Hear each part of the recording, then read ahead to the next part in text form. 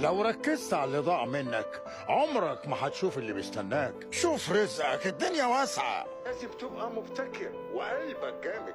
لازم تجرب حاجات ممكن ما تنفعش، وما تسمحش لأي حد يحجمك ويتحجج بأصلك وفصلك. روحك هي اللي بتلهمك، ده مش تهريج. أي حد يطبخ، بس اللي قلبه جامد هيبقى عظيم.